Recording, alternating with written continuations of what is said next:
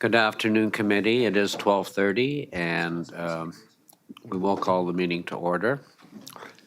The first order of business on your agenda is election of chair. We're currently missing a couple of committee members, or at least one, and we'll leave it to the committee. Do you wish to wait? We have a presentation as well this afternoon, so we'll leave it to the committee what your wishes are. Director Manesh? I'll make a motion to wait 10 minutes, if that's okay with other directors. I'm seeing yeses, yeah. I'll make a motion. Yes. To wait 10 minutes. Okay, no Thanks. objections? We'll certainly do that. Do you need a seconder for that? No, I think that was consensus. So we'll wait 10 minutes or so.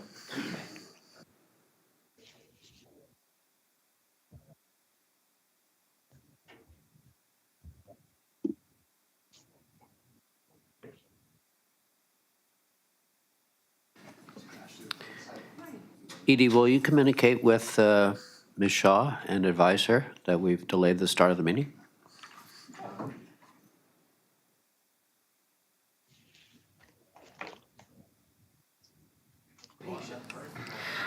Hi there, Pam.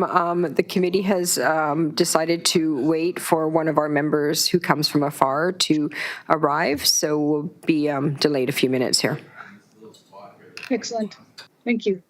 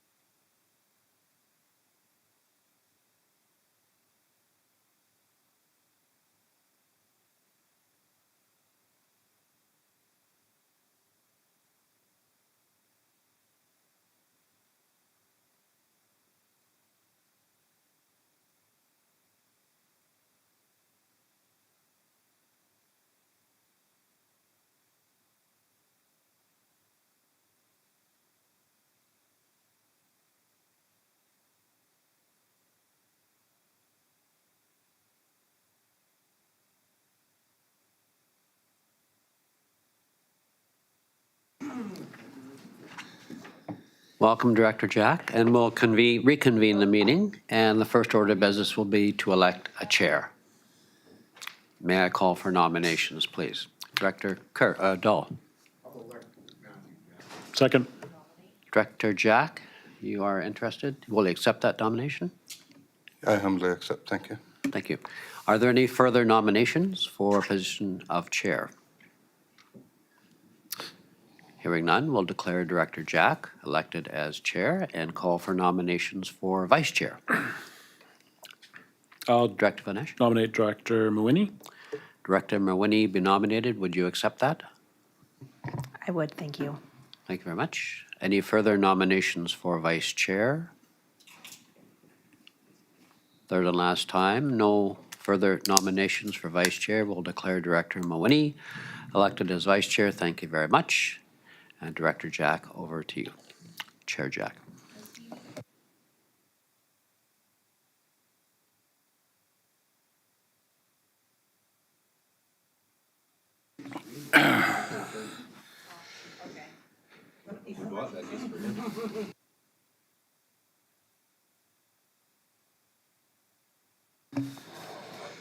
Good afternoon, everyone. Welcome to the meeting today for the Strathcona Regional First Nations Relations Committee. Just first of all, acknowledge that we're in traditional territory of the Lakota people.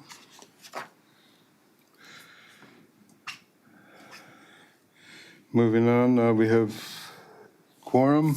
Yeah. Election. Oh, where are we down there? Sorry. Adoption of public agenda.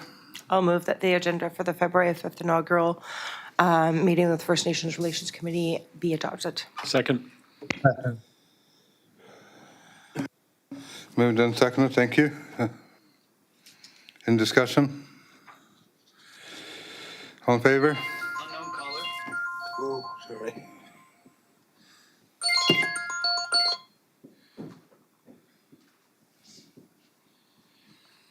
Sorry about that. Where are we at? Agenda. All in favor of today's agenda? Oh, sorry, who else do we have online? Sorry, I didn't see. Director Davis. Martin Davis. Thank you. Just checking.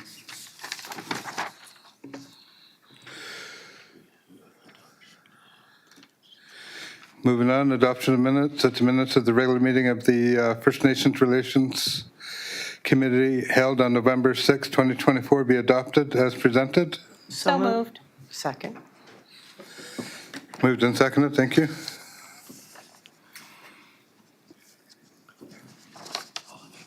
All in favor of the minutes for November 16th? All in favor, motion carried. Business arising from minutes. Following the adoption of previous meeting minutes, the chair will provide an opportunity for directors to introduce for further resolutions in respect of matter containing in the minutes that are not otherwise scheduled for consideration on the current agenda. Don't think there are. Seeing none, moving on. Thank you. Chair report.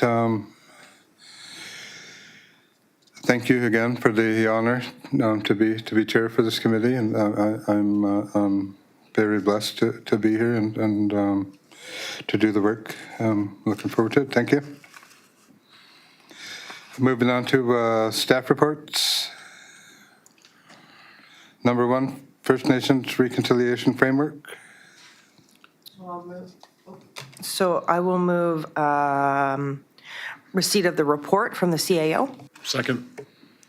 Moved and seconded. Thank you. I think Asley will introduce this, and then we have a consultant online that will speak to the framework and I believe has a presentation, Mr. Chair.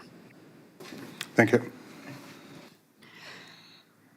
Good afternoon, First Nation Relations Committee, and I appreciate you sitting as the chair, Director Jack. Thank you for that commitment. This staff report is to update since the last report we brought to the committee in November 2024. The consultants Pam Shaw and Associates are nearing the finalization of interviews with regional district staff and the board of directors. They are working on an assessment for organizational readiness, and since before November, we sent out introduction emails to the nations, telling them what we're up to with that early consultation piece. And I have been revisiting those letters to update the nations that we're moving forward with the framework. And I just want to note that this foundational work strives to create a roadmap for collaborative engagement with First Nations, ensuring that the framework reflects the priorities and capacities of each nations. Pam Shaw and Associates will be discussing the progress made and subsequent recommendations through a virtual presentation to this committee today. And with that, I would like to introduce Pam Shaw and Associates. They are online to give you a presentation updating you of the work thus far. Thank you.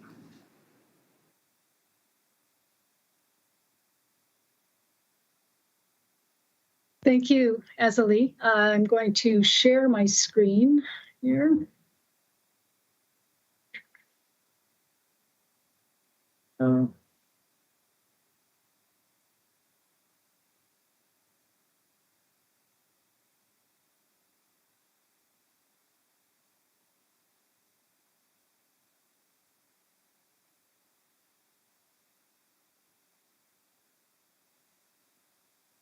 Okay, is the presentation showing? Yes, it is. Excellent. Thank you very much. I'll say to Director Jack, the First Nation Relations Committee, and staff that are in attendance, thank you very much for inviting us today to present on our work, to give you an update as to where we are now and what the next steps are in the project. So really appreciate this opportunity to connect with you. Well, first acknowledge and respectfully and gratefully acknowledge the nations on whose lands, on whose territories we are working on this project. So to the Hadisat, Chinniket, Hamalko, Payukachekalseth, Bahus, Pomox, Payaka, Moachat, Muchalat, Nuchatlat, Floesis, Tulaman, Wewakai, and Wewakam First Nations. Raise my hands to you, and I'm very grateful to be here today and to have this opportunity. I'm also grateful to be here with our team who's working on this project. Monique McKay is here. Let's see, Monique. Monique is a mediator, a facilitator, and has long-standing history and as an Indigenous rights advocate.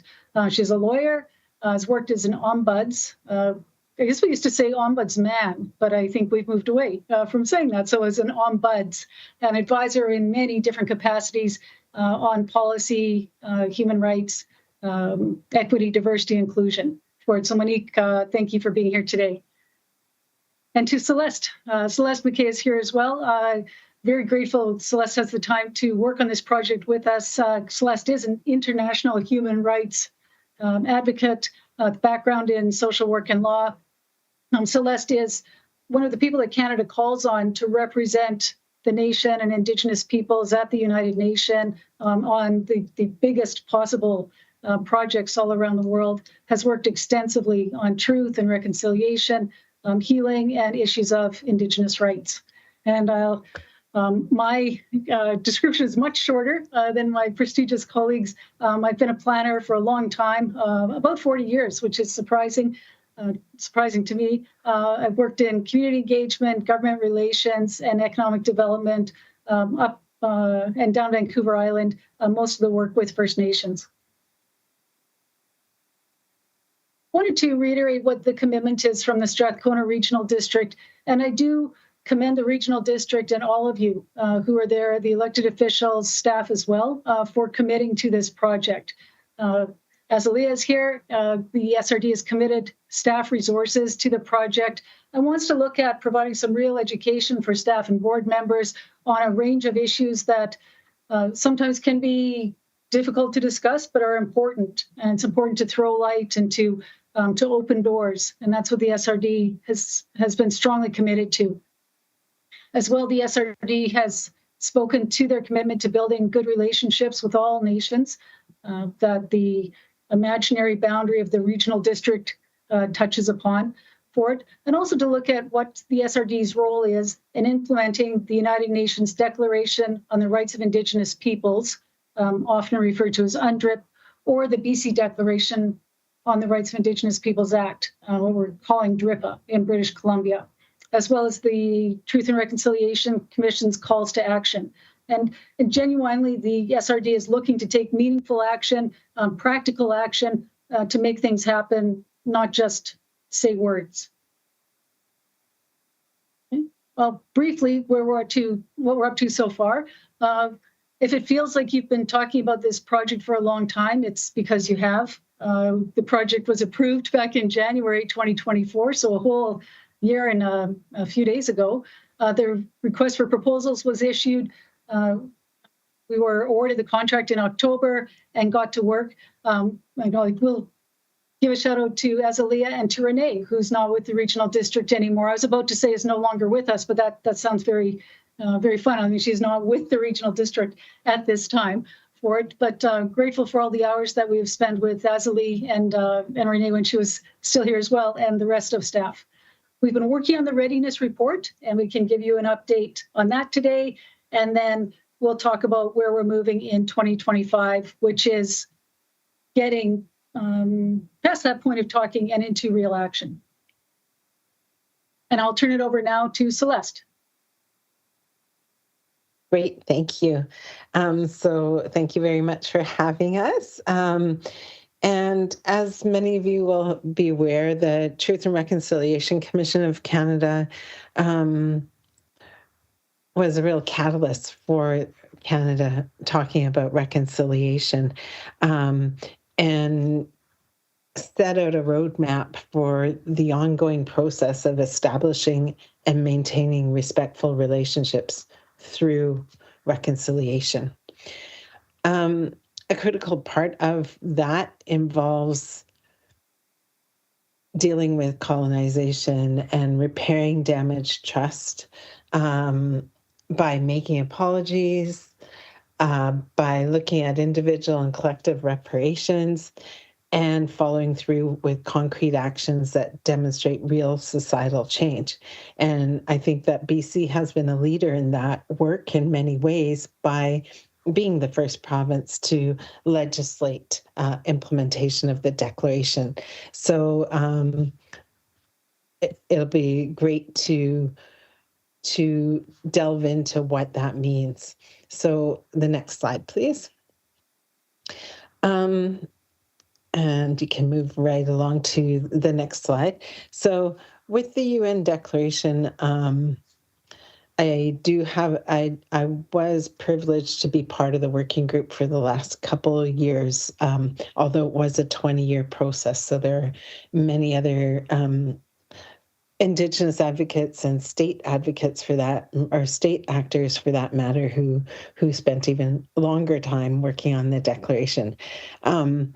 So really, it's important to reflect on how great a collective accomplishment the declaration was. It represents more than 2 decades of negotiations within the UN system, with Indigenous peoples and states working hand in hand collaboratively to find the right wording and the right concepts within the different articles of the declaration. And it was the first time within the international human rights system, within the UN, that rights holders had a direct voice. So oftentimes when you go to UN meetings, it's only states who are able to speak on the floor. And in the working group, both Indigenous representatives and state representatives had equal voice to bring up proposed amendments and whatnot. So even the process of developing the declaration was an accomplishment in that way. And I think it had a positive impact on resetting the relationship where states and Indigenous peoples collaborated together to find resolution to historic inequalities. So another important thing to emphasize is that the Declaration was not intended to create new rights.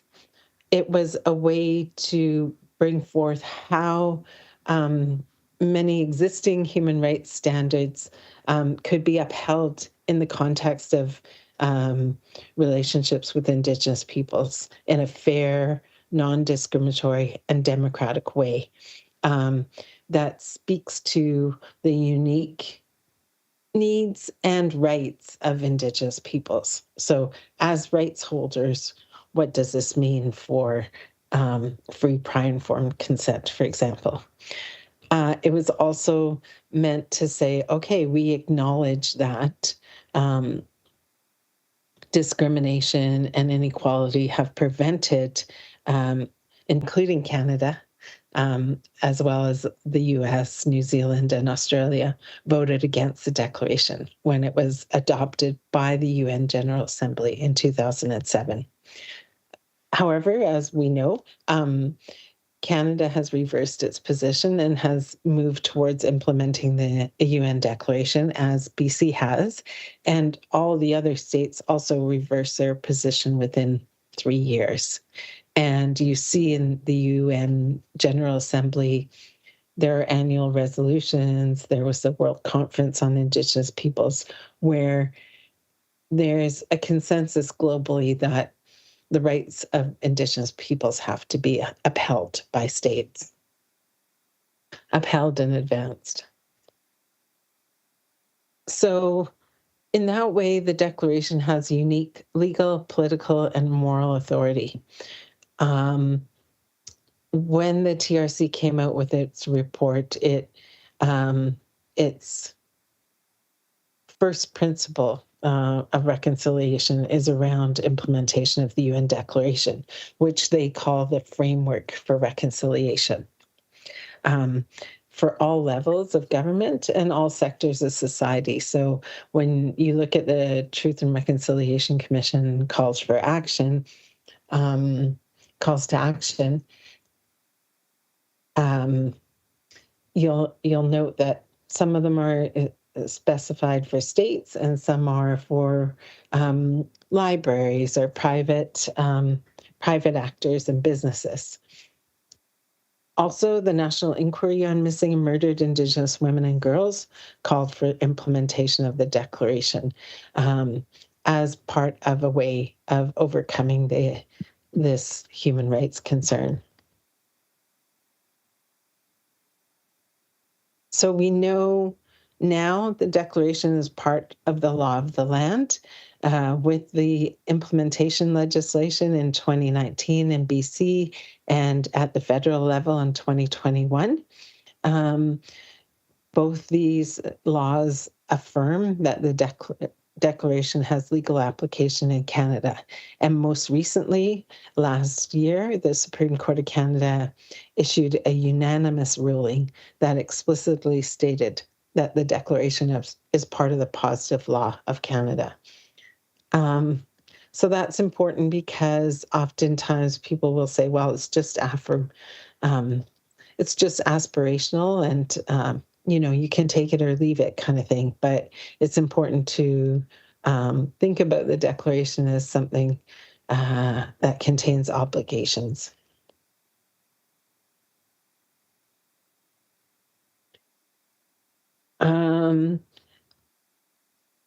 And while it's true that the federal government has a primary responsibility to uphold Canada's international human rights commitments, they're the ones who report to UN treaty bodies every 5 years or so. but always all levels of government and all sectors of society carry obligations.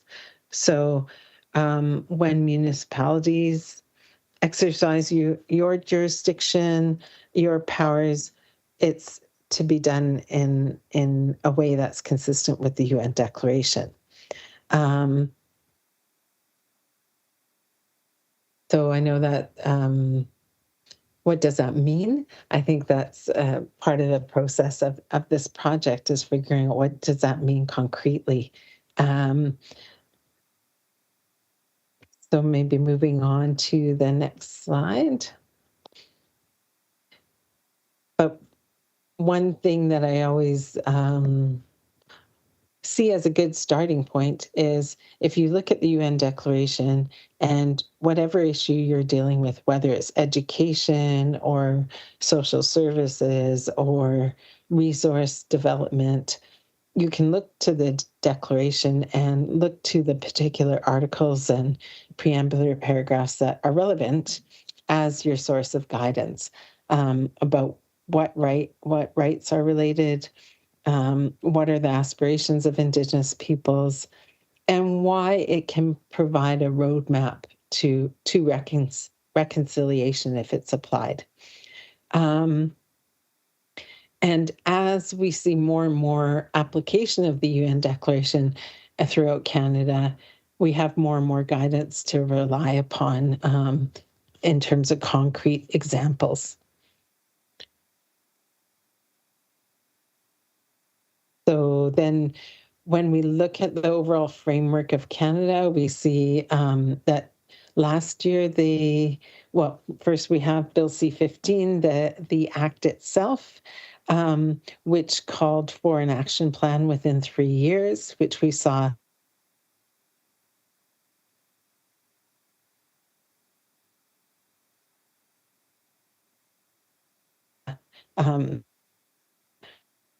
government is saying needs to be done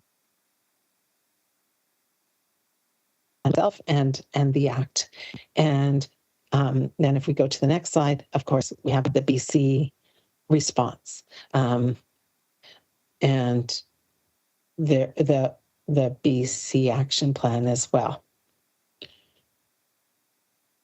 And so then maybe moving on, I will maybe turn this back to Pam to talk about how it relates to what the project has shown so far. Okay, thank you very much, Celeste. And so our project is to work with the SRD and hoping the nations are interested, and with all staff and elected officials as well, on building a reconciliation framework that aligns with these higher level documents, the TRC's calls to action, federal legislation, and British Columbia's legislation as well. And so there are 14 steps or points that we would say. I'll go through them. I won't belabor them. So I know you have a full agenda for the afternoon, but these are the 14 things that we're working on. And so the very first is to work with the nations on what the preferred methods are, and if there are some barriers to engagement or participation in the Strathcona Regional District. So looking at for this project specifically, what would be the best way to move forward with this project, but in that bigger sense too of working with the regional district.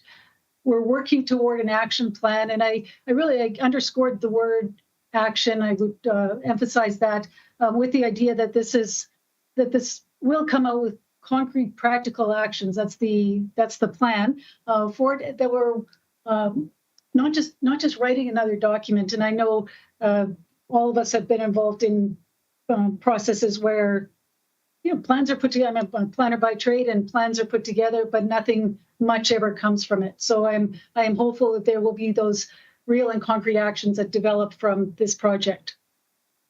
Want to look at whatever issues there might be for the nations on participating in the board. There already is board participation, of course, but for the other nations that are currently not participating, what might be the reasons for that, and what could be done to address them. Making sure that we're working to increase staff and elected officials' knowledge and cultural competencies wherever issues need to be addressed or identified. Education is a big point. We can all learn more. That's for sure, every day. Report on improving intergovernmental coordination and communications processes.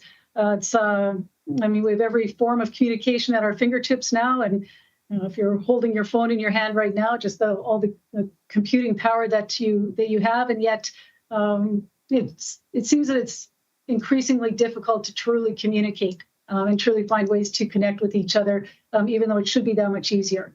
We want to look at land use planning matters, and I will emphasize I didn't write this in. This was part of the original request, but this is such a good idea, is to look at, are there better ways of dealing with issues that relate to land? Because so many things tie to the land. So how could we find ways to process things quickly that are easy and perhaps easy to address, but spend the time on things that need that time? To look at facilitating mutual understanding of First Nations and SRD goals with the community-to-community meetings. There's been a couple that have been held in the past. Sometimes people are saying government-to-government meetings now too. So whether it's a C2C or a G2G, bringing those, really working with those opportunities to all come together in person, hopefully with lunch as well. Promoting opportunities for nations engagement in the SRD through protocol agreements or MOUs or other devices that make sense, depending on what the project is. Taking a really careful look is if there are policies or processes in place that do not align with DRIPA and non-DRIP, and how can we find those, deconstruct those, and make them better. And then here's the final, up to number 14.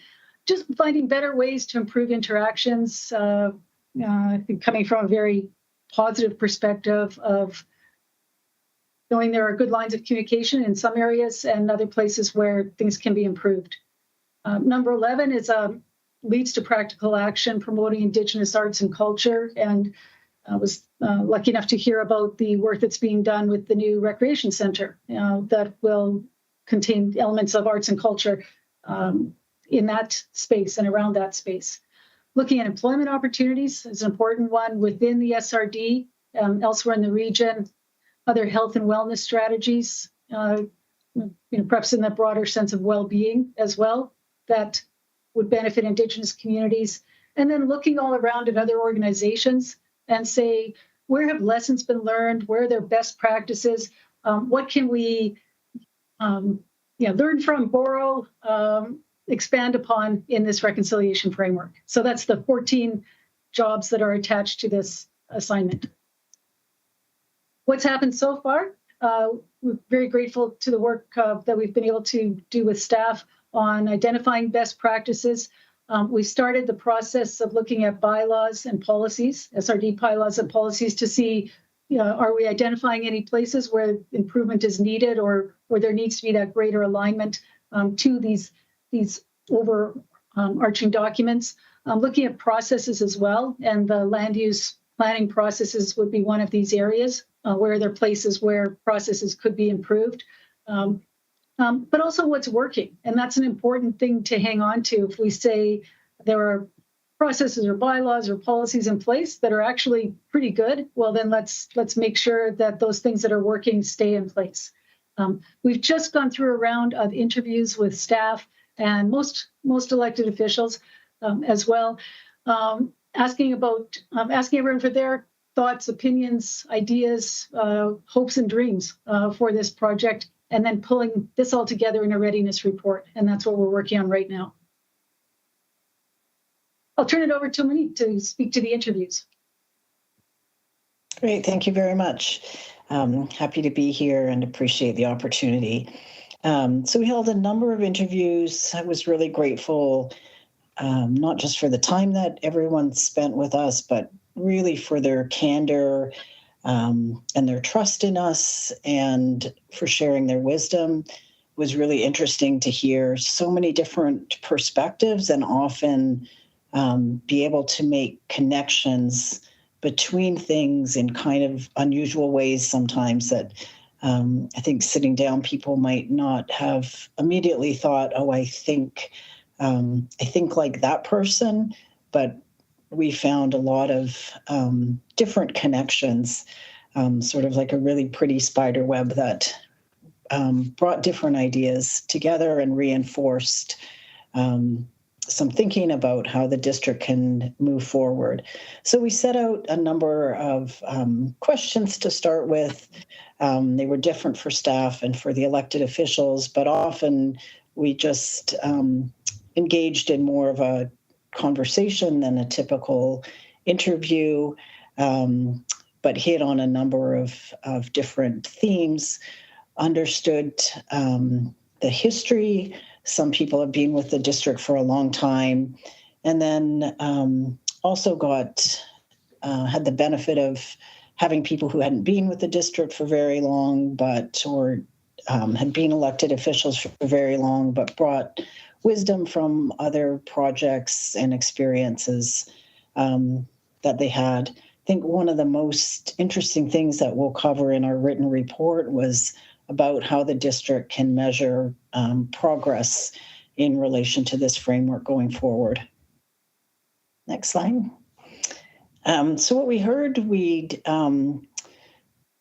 sort of started with some foundational work and understood where we are. There's a theme that comes from work in accessibility that talks about meeting people where they are. I think that's really important, combined with aspirational goals and concrete goals about where you want to be. So we ask questions about some immediate things that could be done, and then some more aspirational things. So where would you want to be in 3 years or 5 years? There's a recognition that there's some harm that's occurred, and that we need to address that so that we can move forward in a good way. Lots of great discussion about what good training has been done so far. So lots of support from staff in that area to date, and then some interest in continued training to reinforce some things, but also to move beyond what's been done so far to expand people's knowledge. And then one kind of theme we heard a couple of different times was really to do that training without judgment. So as a mediator, I'm a big believer in offering grace to people to, of course, spend time addressing harm, but really make the focus of moving forward in a good way. So we heard from lots of people that there's issues with basic processes or logistics. Those are all problems that can be solved. We heard a lot of good feedback about this committee and how it could be used to help the rest of the district move forward. I think a lot of people think this committee can be a good advocate and a good way to move this framework forward. Both look at processes that are working and improve them, and then look at processes that aren't working, and of course look towards fixing those things. Pam has, I think, focused pretty well on this, moved towards being action-oriented, look towards all the powers that can be used under the Local Government Act.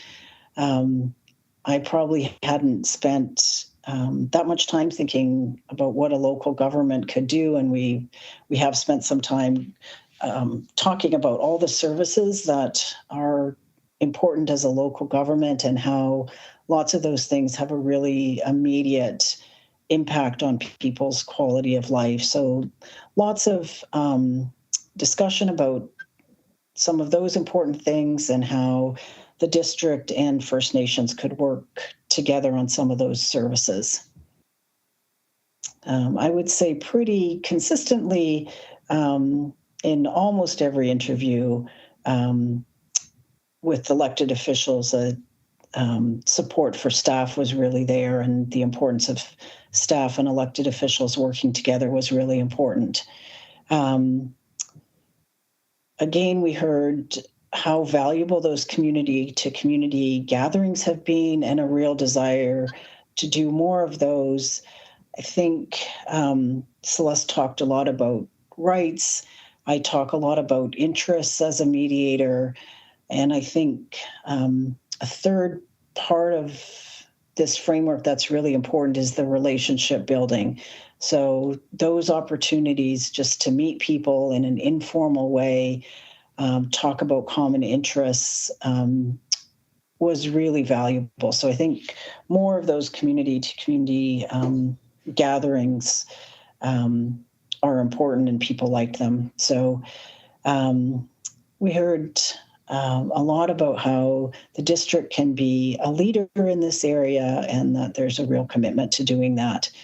Sort of building on relationships, going beyond individual relationships, but also talking about partnerships in different areas came up time and time again. And then one of the final things that we thought was really important and quite striking was that reconciliation must be one of the top 3 things that newly elected officials learn about. So overall, a really strong commitment to this project, an appreciation that there have been things in the past where trust was broken or opportunities not taken to build relationships with First Nations, but a real desire to change that and move forward. Yeah, and so our next, sorry. I was just going back to you, so we're good. Okay. And so our next step, we're hoping we had the opportunity a couple of weeks ago to talk about the project with Weewakam Nation, and hoping that other nations might be interested. Would be very happy to pop out at any time. And as Lee has been working with nations on setting up these opportunities. So thank you to Azalee for that. Hopefully we can get a chance to get together and talk about strategies and how to best proceed. So I'd like to also talk about planning a big gathering with the nations who might like to participate in that. Perhaps a community-to-community meeting or government-to-government meeting. We can talk about what would be the shape of the day for it. To think about relationship building and how processes that could be in place. I mean, sometimes these are informal connections that are made. Sometimes there are more formal relationship building opportunities. And then ultimately, I think we've mentioned before, is pulling together an action plan that will contain ideally a list of practical actions in a roadmap with timing and who's responsible in this action plan. That I guess my hope for the project is we do look back 3 years from now and say that was a good initiative, and these things have happened, and we could perhaps take some time to celebrate that those are in place. I will say to everyone for allowing us the time here, Haichka, Gela Kesla, and Chu, thank you very much for allowing us this time. And if there's any questions, we'd be delighted to answer them. Director Bonnet. Thank you, Chair. And thank you all for the work you've done so far, getting to this place. I'm really excited to see next steps. My question just is around, of the 12 nations in our district, where are we at for, how many of those nations have we successfully been able to engage with? Looking for some more details there. Thanks.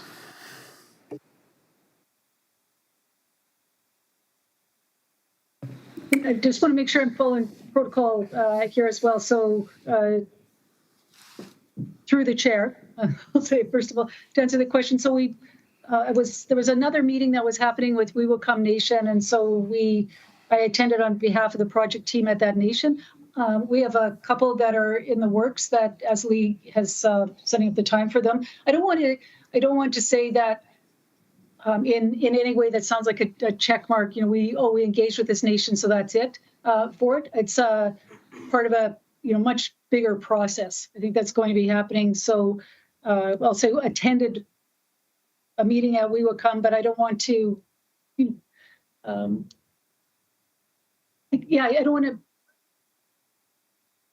I don't want to say that that was some, that I in any way think, or the team would think that that's some kind of final, we can put a check mark by the nation and go to the next one. But I really see this as it's a process that will develop initial outreach and meetings, and then go from there in whatever way is appropriate for each of the nations. I'll turn it over to the team as well if you have any comments. Yeah, so this report that we were asked to do was really a readiness report. So it's the engaging with the nations is really the next step in this process. So one of the things we thought about doing at the engagement session was building a good engagement process.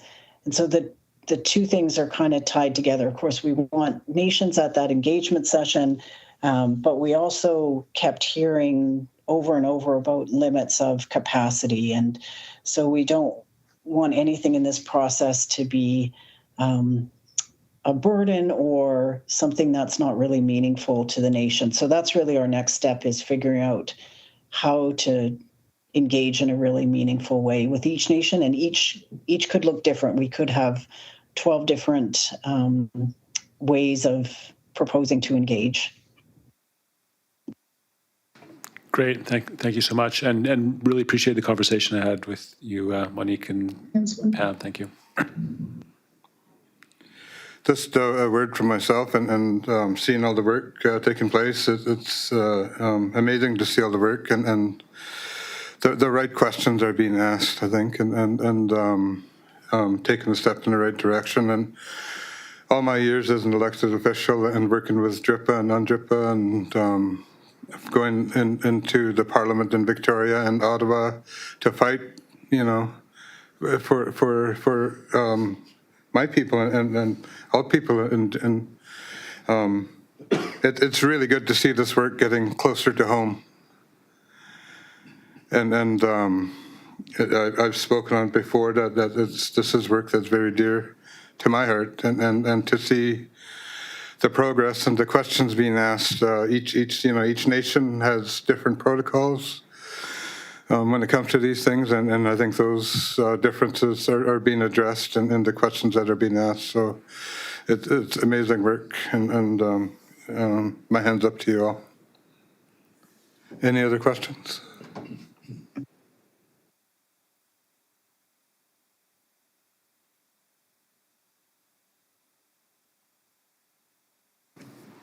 Hearing no other questions. So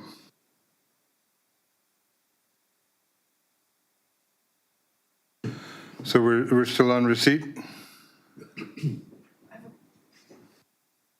I have a process question. I'm just wondering, because we received the report from the CAO, do we then receive the presentation afterwards as a subsequent?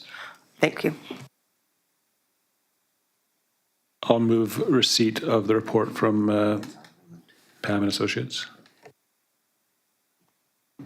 Second. Moved and seconded. Thank you. Any more discussion? Abstentions?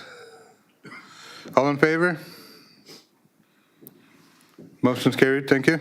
And then I'll move receipt of the presentation from Pam Shaw and Associates.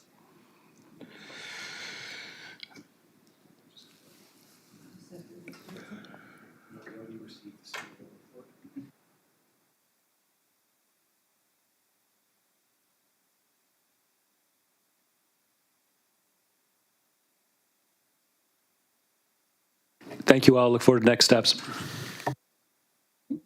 Okay, we will take our leave. So thanks very much for having us at the meeting, and look forward to seeing you all soon. Yeah, thank you all for your support and kind words. Yes, thank you. Have a great day. Bye. Thank you.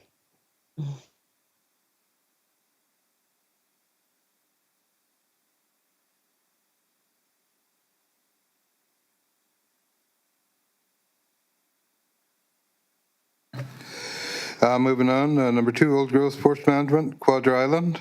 Move receipt of the report. Second. Moved and seconded, thank you. I believe Asley will speak to this as well.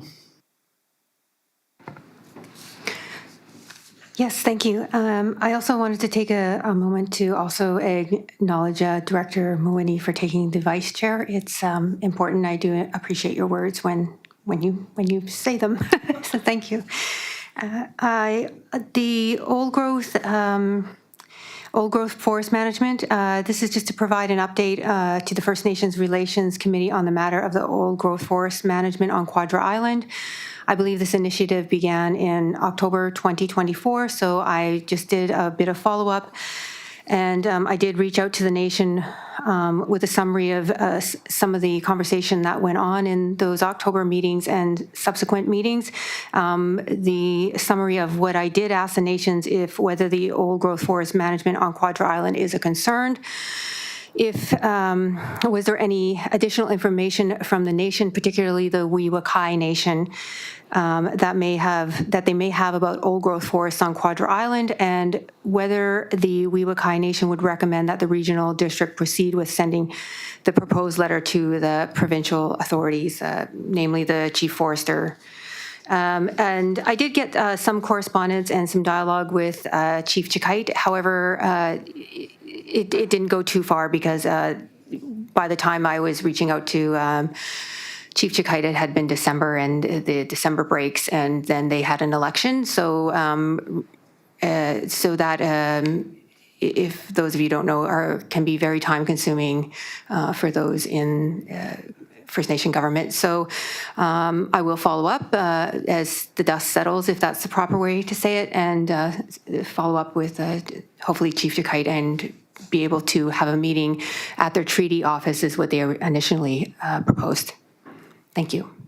So if I may, Mr. Chair, so I think the nation would prefer, instead of coming to the SRD board, that we make represent a group from the SRD and go to the nation's office. So we have a couple options in there if the committee wants to nominate a leadership group, if you will, and then we can communicate with the nation and see if we can coordinate a date for a meeting.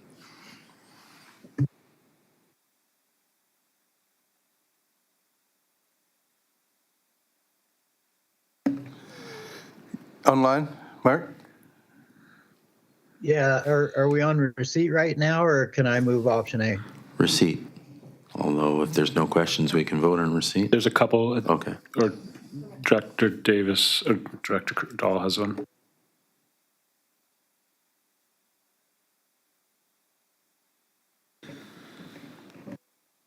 We'll just move receipt here real quick.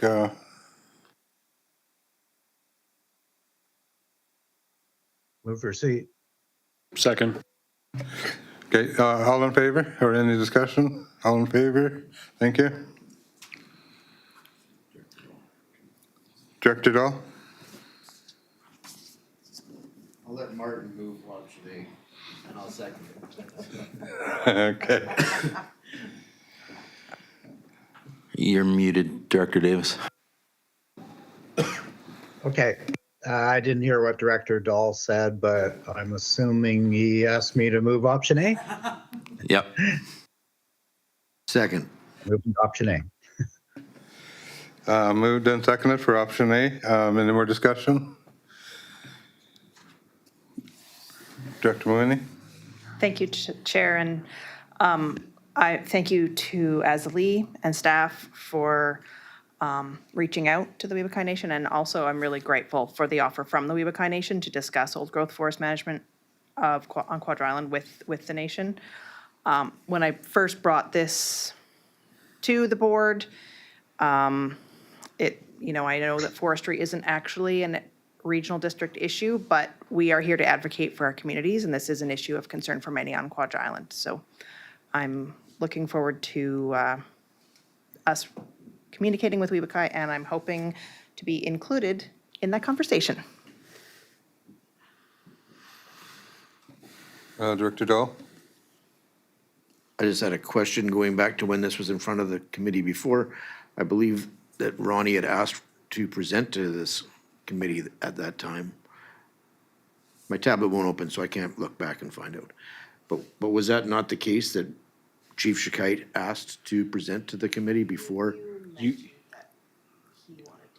He never reached out to us, I don't think. yeah, I No, think- he reached out to me and I'm a director, so that's reaching out to the board. I believe, Mr. Chairman, that there was that question was raised, and that's what precipitated dialogue with Chief Chakite, I believe. And this is the result of that conversation where he has suggested that it would be more appropriate for a group of SRD directors to meet with himself in the Native Hall. I just wanted to make sure this was the same committee that I was thinking of. It wasn't in Yeah. the board meeting or something. No, you're right. And we had it also at, excuse me, I think the National Resources Committee, but we've kind of consolidated here, and we'll see if we can get a group and go over to the nation and speak with them there. Director Vonage? Thank you. Thank you, Chair. Yeah, I was just going to suggest that you maybe open up invitation to all the directors on this committee to see who could attend potentially.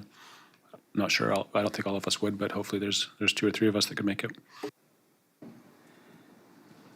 Yeah, I mean, there's no limitation. Again, one of the worst parts is organizing and scheduling the meetings. So if everyone's keen to go, can certainly start doing that poll and then thin the herd depending on who's available and go with that group probably.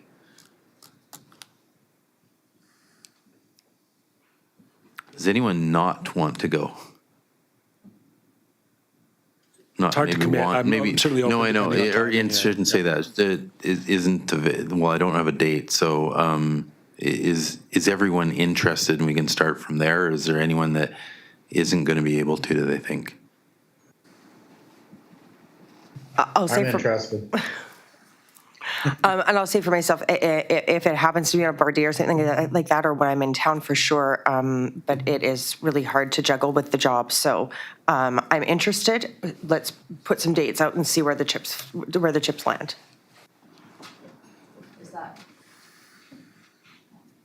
Director Bonish? Yeah, Same? I'm interested. Dahl? Okay, Winnie, no? Yeah, I'm just kidding. Just seeing if you're listening. Well, yes, I am.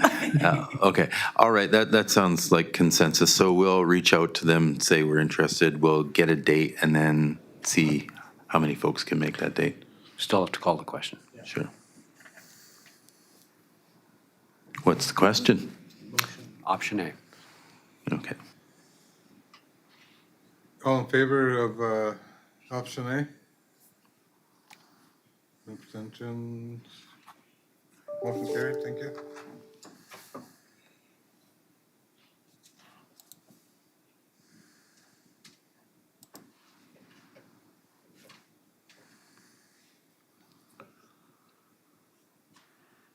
Fried chicken with my wife. Forgot to tell her I made it here.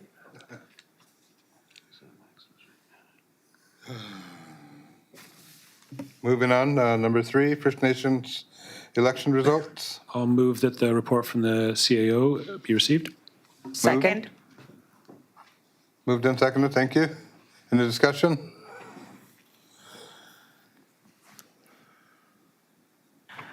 I just have a question about, and we had discussed just kind of off the side of the table previously, if things like policies being brought forward about recognition of, results and congratulations to chiefs and councils, if that was something that would come out of this possible reconciliation framework, or if that is something that we could move that, staff started working on right away, that, those just as we do congratulate,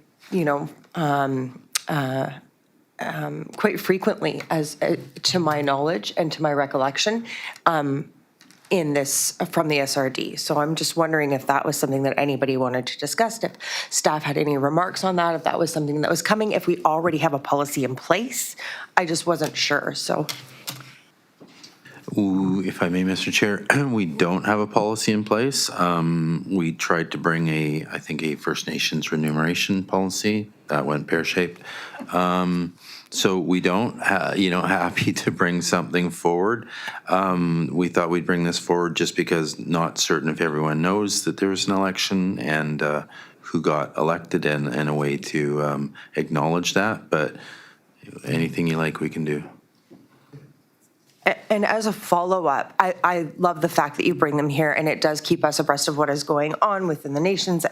However, and then so that when we do see them, we can thank them personally, and, it's great to let us know. However, I think that we could go a step further, and we could have a policy that says when they're having elections, that we congratulate as neighbors, as friends, and so I don't know whether that will go pear-shaped either. However, I think that I'm just going to put it out there, and I don't know, maybe Mr. Yates has something to say about that. Well, Mr. Chairman, I would say that if this committee wishes to make a recommendation to the board along those lines, it's certainly free to do that. Absolutely.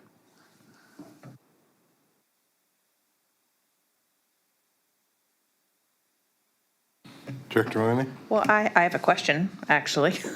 Sorry, I'm not going to move anything yet, but that's just because I think I have more like questions around when I see this. I'm really grateful that have the opportunity to send congratulations, but then I go, oh, okay, this nation Comox Nation has, these people were elected for a 2-year term, and I immediately wonder, like, do they always have a 2-year term, or do they have a rotating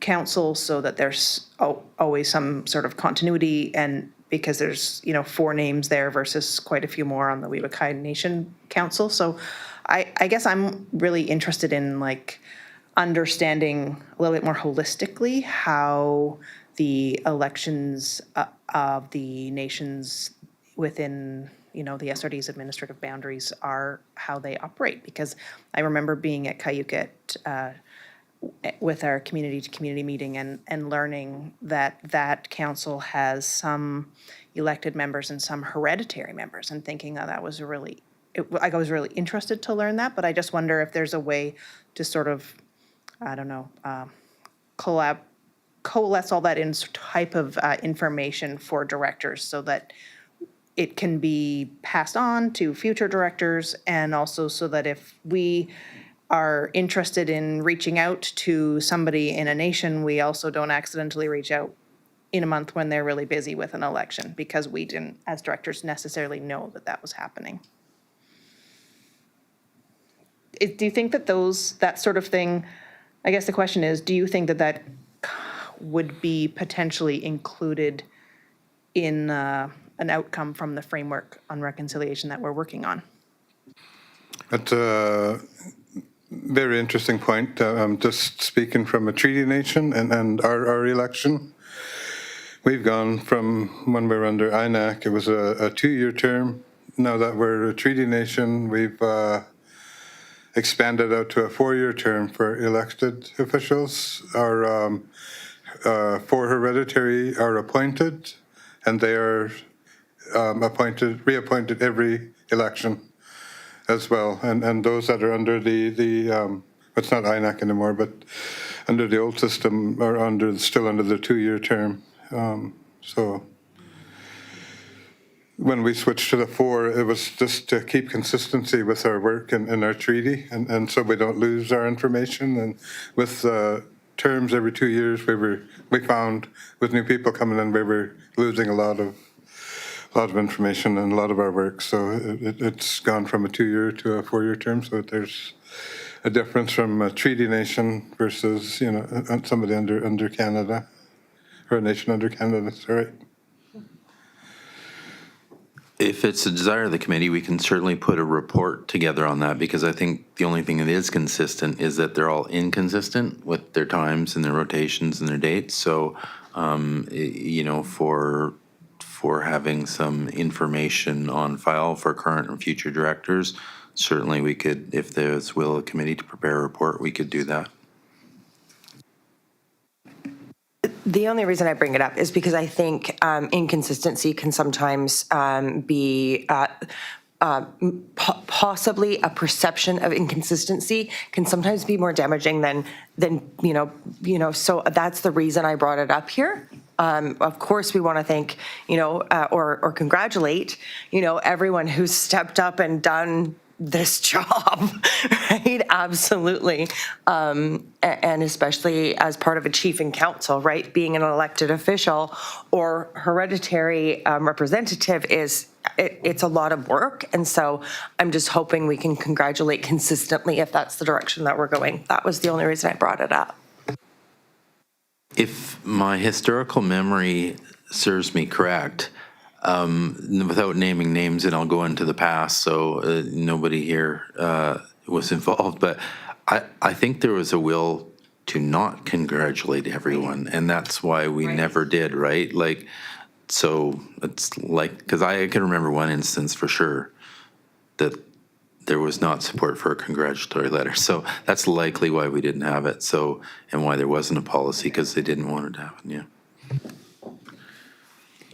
So with that being said, I think with having a congratulatory letter in the long run would help people feel recognized and, say, hey, let's work together, kind of thing. And it just makes it easier, that step much more easier when somebody's recognized and they say, hey, there's, you see them here. And then with the work that's going on and we can build on that. So I just see it as a positive, I think, to congratulate in any of the elections for the First Nations people.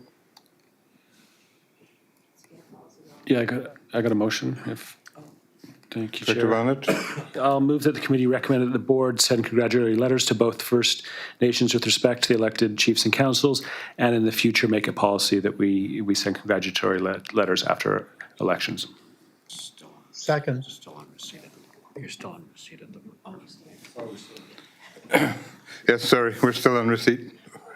Move receipt. Thank you. Moved. Second. Second. Thank you. Any discussion? Abstentions? All in favor? Oh, sorry.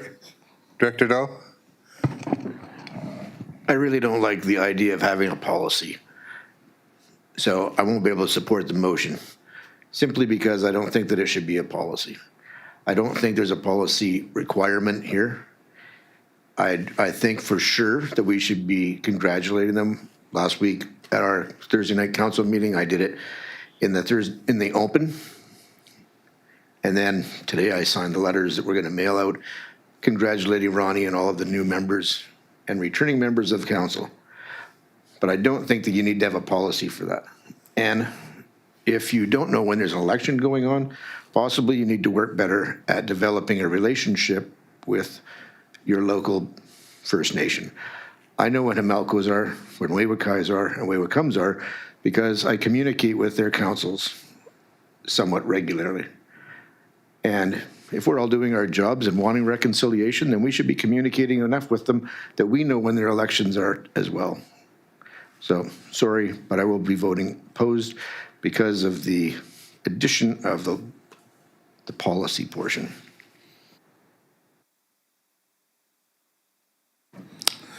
Thank you. So this vote is.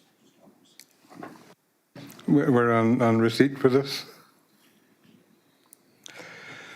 Any more discussion? Martin? Yeah, just regarding Director Dahl's comments, I understand where he's coming from. I have similar relationships with our local First Nations here, but the regional district is much larger, and I don't profess to communicate with all First Nations within our regional district. So if we had a policy, then we could be consistent in that, because if we are going to offer congratulations, we'd be kind of remiss if we're offering them here and there on an ad hoc basis. So I think maybe having a policy regarding this would be useful. Thanks. Thank you. Director Dahl? I don't profess to know every First Nations within the SRD, but every director has a responsibility to build a relationship with their local nations. And I also think it will be quite disingenuous if we have a policy that we have to send a letter of congratulations. Like, think about that. We have to send it whether we want to congratulate them or not. That's not genuine. So I would suggest that we do a better job of building relationships at each area of the SRD and get to know the First Nations and who their leadership is. Thank you. Any more discussion? Hearing none, we are in receipts, moved and seconded. All in favor? With one abstention, thank you. Motion's carried. So I'm going to move B, but I'm going to move a different one. I'm going to move that the committee recommend the board send congratulatory letters to both First Nations with respect of their elected chiefs and councils, and that we keep a running record of when possible elections are coming so that we may reach out individually or as the board. I still, that's two. So that the committee recommend that the board send congratulatory letters to both First Nations with respect to their recently elected chiefs and councils. Second. Moved and seconded. Discussion? Director Davis? Your hand's still up there, Martin. Sorry. No discussion and abstentions. All in favor? Motion's carried. Thank you. So I would make a subsequent motion still, because of the largest of our regional district.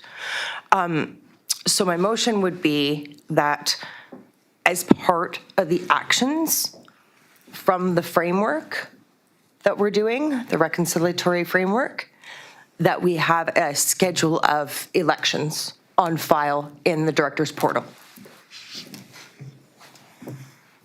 I can second that.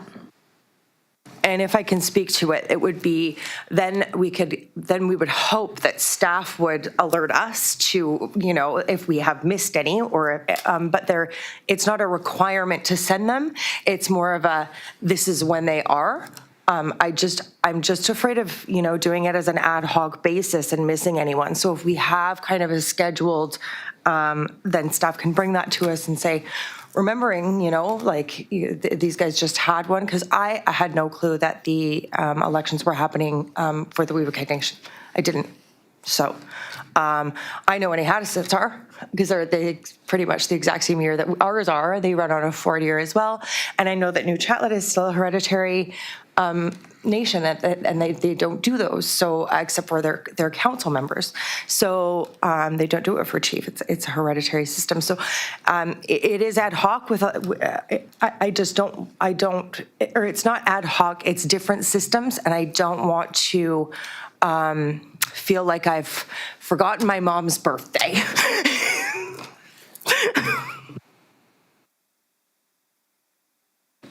Thank you. It's been moved and seconded. Any more discussion? Thank you, Chair. Yeah, I think just having that information is great, and I totally agree with you, Director Dahl. You know, I can tell you Clues has an election March 15th, just coming up very shortly, and it is also just useful to know the other nations that I don't have these relationships with, because I think it is valuable for us for anybody to be, when they're recognized and received, they're like, okay, this is an organization that cares about us, and whether they have the personal relationship or not. But I'm happy to move forward with that, and totally hear what you're saying, Director Dahl. Thank you, everyone, for the discussion. Any more discussion? Hearing none. All in favor? Abstentions of any? All in favor? Motion's carried. Thank you. You always look up there, right there. Yeah, I know.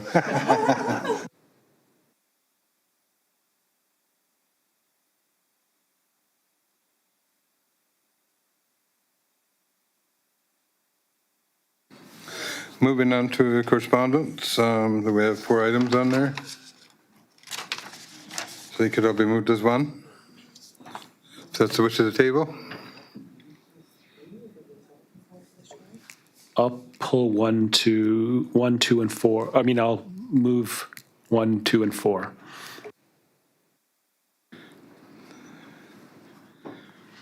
One, 2, and 4 has been moved. Second. Thank you, Director Dahl. Moved and seconded. Any discussion? Hearing no discussion. All in favor? Abstentions of any? All in favor? Motion's carried. Thank you. So I'll leave number 3 separately. Someone wants to move receipt of that one. There's number 3 on there. Comox First Nation welcomes new chief and council. I'll move receipt of number 3. Thank you. Second. Moved and seconded. Thank you. And I just wanted to talk just for a second. And so the staff report alerted us earlier that we Kai First Nation had it, and then we have the press release about the Comox one. So that's what I mean by hit and miss. So that's what I was trying to do. So again, if we could just put a plug out there for staff to just give us a reminder, because sometimes we don't get the press releases, or the press releases come a month later, you know. And so just to with that information, if they can help, it would be helpful for them to remind us at the board that those nations are due that respect.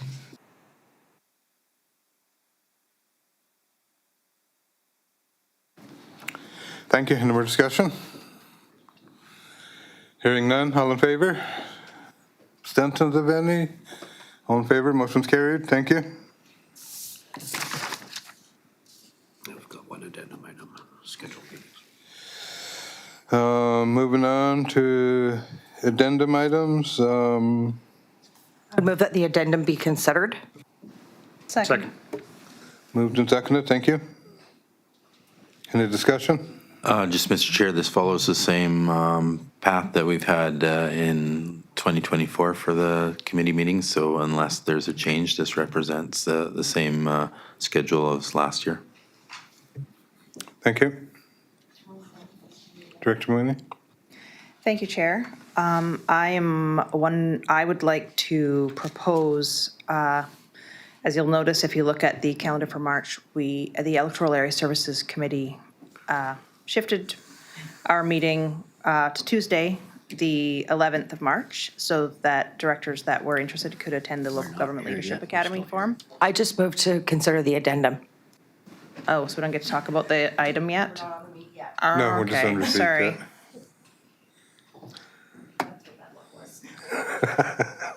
Thank you. All in favor? Abstentions of any? Motion's carried. Thank you. I'll move that the report from the CAO be received. Second. Moved and seconded. Thank you. Discussion? Good, Director Mooney? I would like to try again on that. I would like to propose that the First Nations Relations Committee meeting that is scheduled for March 12th be scheduled for March 11th, so that myself, who is scheduled to attend the Local Government Leadership Academy, would be able to attend the meeting. I'll second that. I guess what I need to do is move the schedule as amended. Is that how that works? Mr. Chairman, the motion currently on the floor is simply to receive the report, so I would suggest that when that's completed, then the next motion would be to move an amended calendar. Got it. Thank you. Thank you. Director Dahl? I wouldn't support a motion to move it to March 11th. If the committee wants to move it to March the 19th, that's fine, but the meetings are scheduled for Wednesday because the City of Campbell River's Committee of the Whole meetings are held on Tuesday, including March the 11th. So City of Campbell River would not be able to be involved in that committee meeting if it were moved to the same time as our regular Committee of the Whole meetings.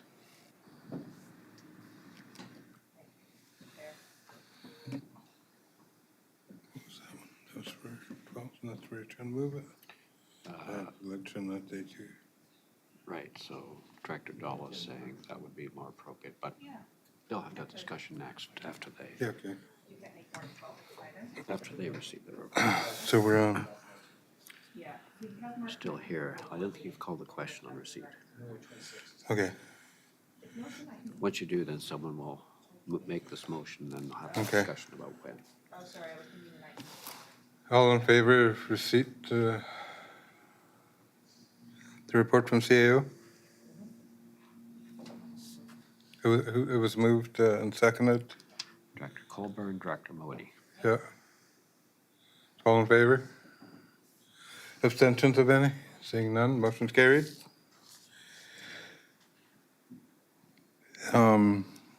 Now, Now we're moving on to B.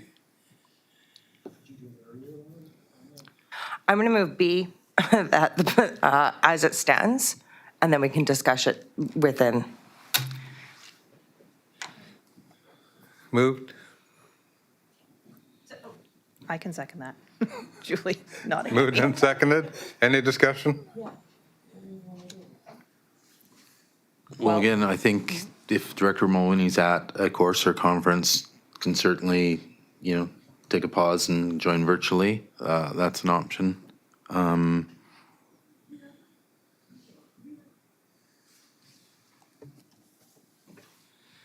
Director Vanesh, did you say you were able to make the 12th? Or, Yeah, I'm not planning to go to that conference, so yeah, okay. I can make the 12th.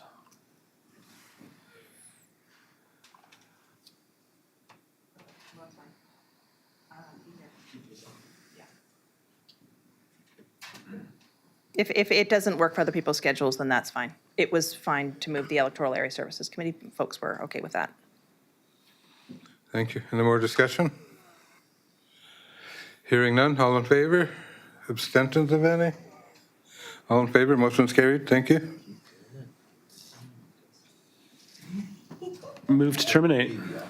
I know, I keep looking over there. I'll second to terminate. Moved and seconded. Any discussion? All in favor? Again. Motion's carried. Thank you.